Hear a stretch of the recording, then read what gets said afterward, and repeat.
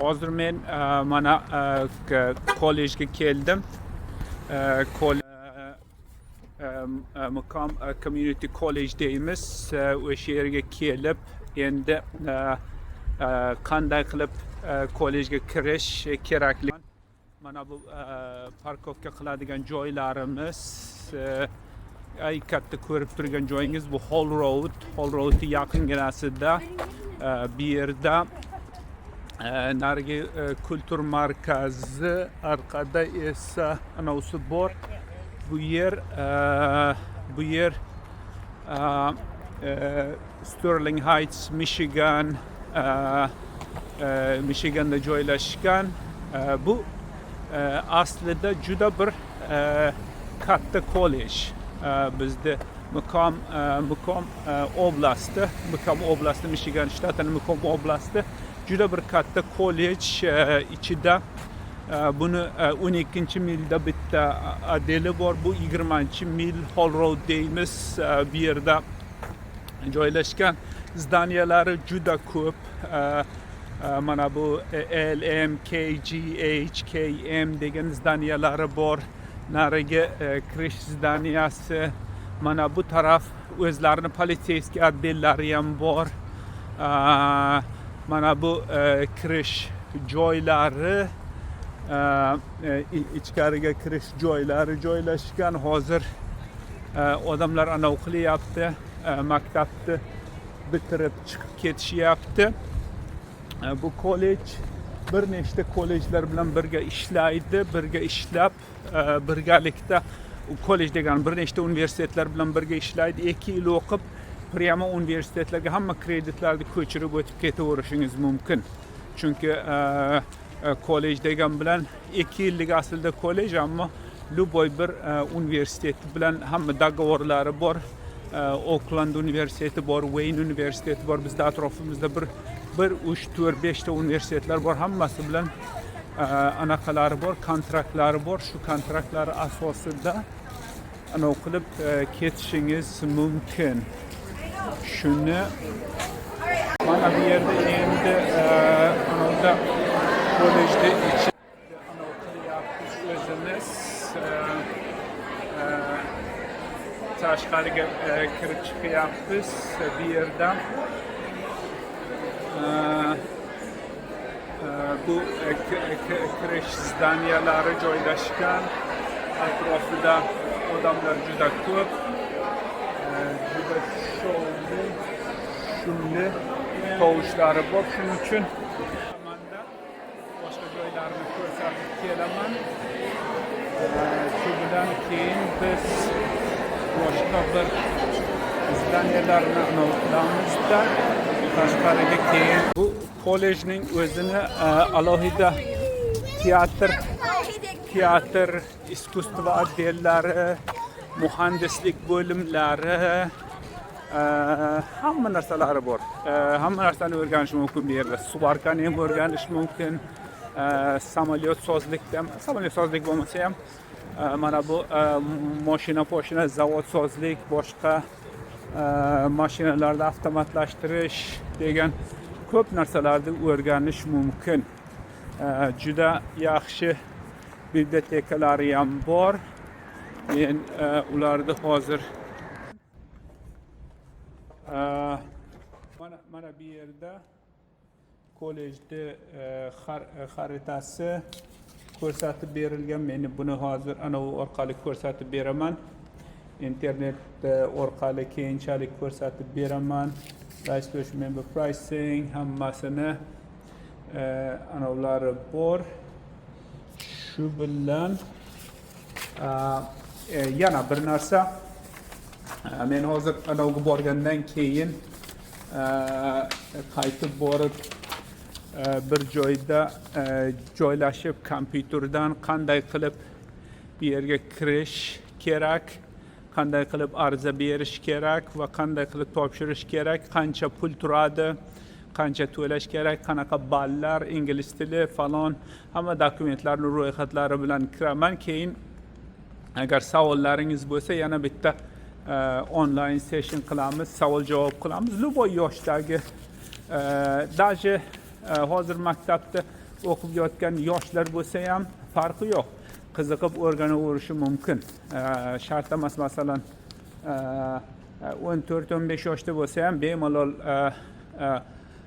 qo'shilib o'rganib qilaverishi mumkin. O'zini zallari, boshqa narsalari juda yaxshigina joylashgan. Hamma kollejlar bilan birgalikda ishlaydi. Men bularning hammasini ko'rsatib beraman. Mana bu yerda o'zlarining avtobus stansiyalari bor. Mana ko'rib turibsiz, avtobus ketdi u yoqqa qarab. Mana bu yerda avtobusda kutadigan joylari, oyna bilan zagrafka qilingan, yomg'ir, qor bo'lganda ham bemalol kutaverishi mumkin. Keyin mana bu yerda yana bitta avtobusda qiladigan joyi bor.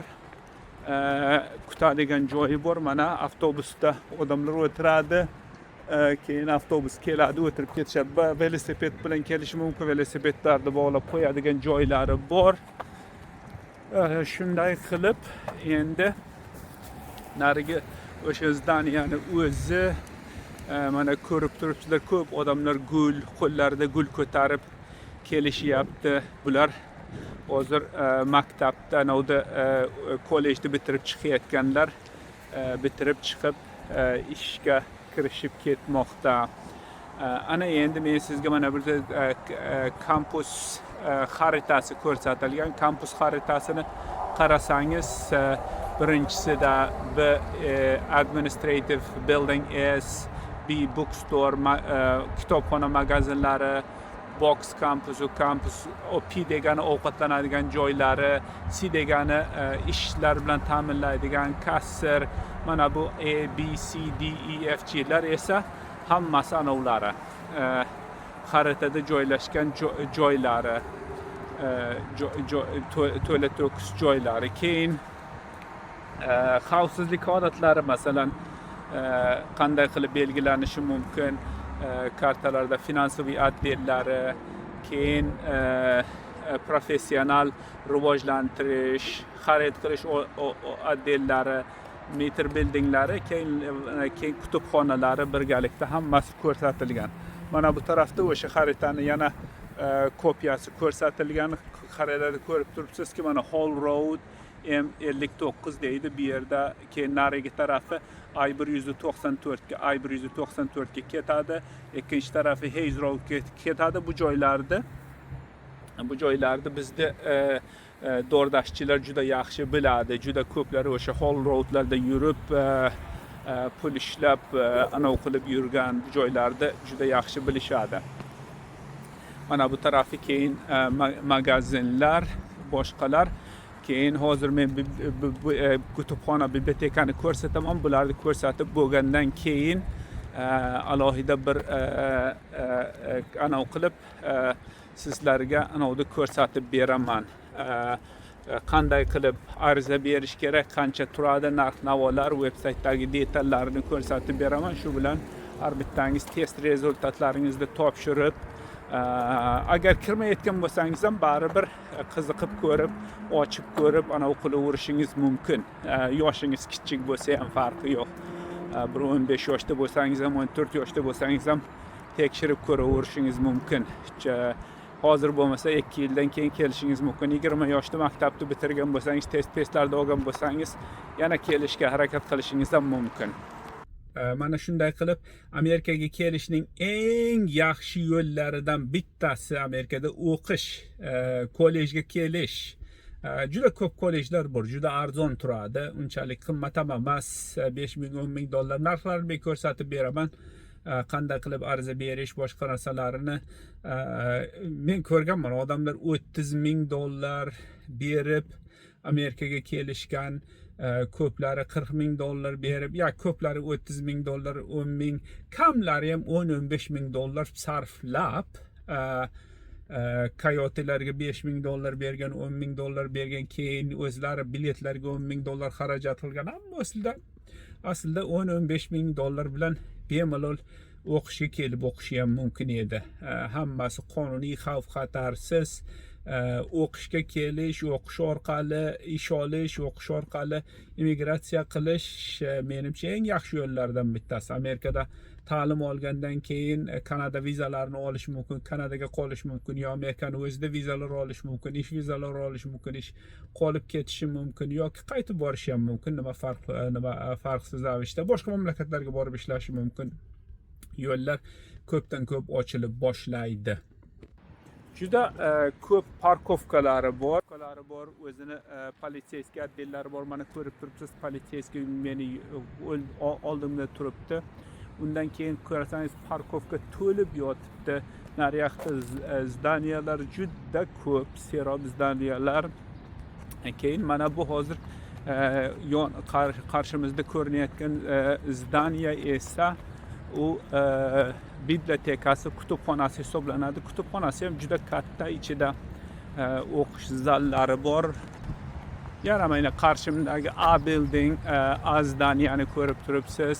Keyin yana kampus map deydi, hamma joyda kampus xaritalari bor.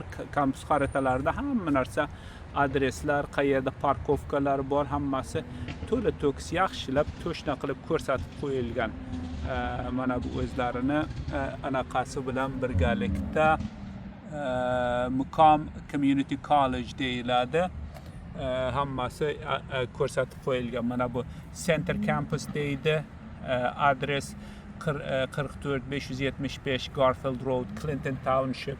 O'sha hozir bu joy Clinton Townshipga kiradi, ammo Sterling Heights boshqa joylarga juda yaqin.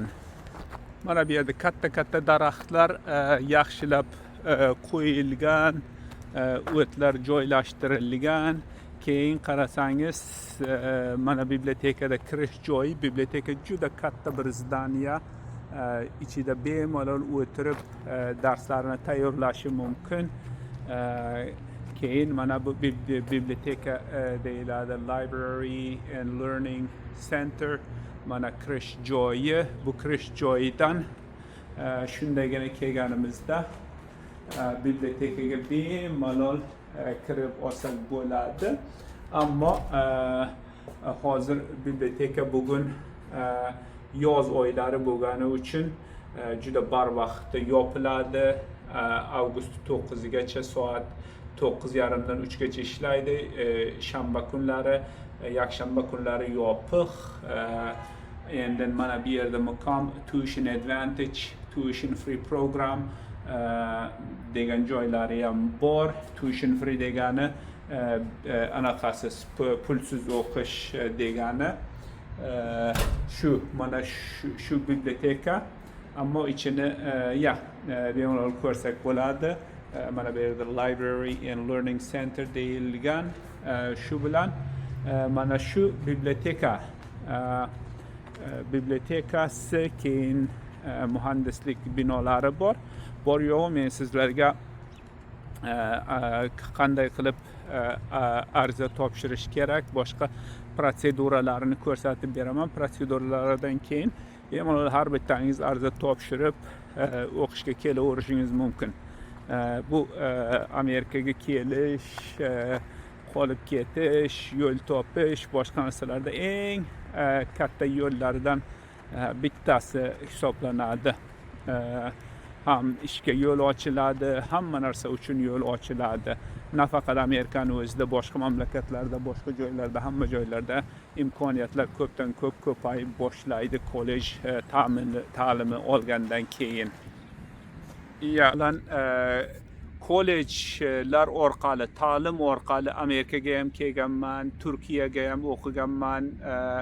Hamma joyga borganimda ta'lim orqali borganman. Rossiyaga borganda ham, Toshkentga borganda, birinchi marta Toshkentga borganimda, qayerga borgan bo'lsam ta'lim orqali borganman. Masalan, Rossiya boshqa joylarda o'qish uchun borganmiz, keyin Angliyaga, boshqa joylarga, hammasiga faqat ta'lim boshqa kanallar orqali borganman. Xuddi shuning uchun ta'lim boshqa yoshlar uchun ta'lim orqali borish eng katta imkoniyatlar tug'diradi. Ish uchun, boshqa hamma narsalar uchun yo'l ochib beradi.